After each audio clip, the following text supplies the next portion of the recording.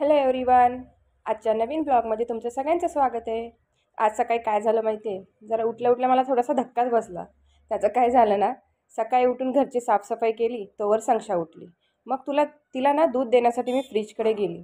Fridge open केला तर त्यामध्ये लाईटच नाही दिसली. मला वाटलं झाला खराब.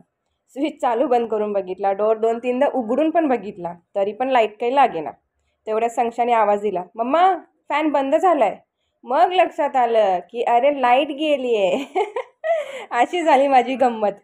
असो, मग काय दूध गरम करून तिला दिलं आणि तिच्या टिफिनसाठी थोडे डोसे बनवले. तिचं सगळं आवरलं, तिने देवबाप्पा केला आणि मग स्कूलला जायला निघालो. तर कसा वाटला आजचा माझा व्हिडिओ कमेंट करून नक्की सांगा. जाता जाता व्हिडिओला लाईक करा, शेअर करा आणि आपल्या चॅनलला सबस्क्राईब करा. नवीन व्हिडिओमध्ये पुन्हा भेटूया. बाय.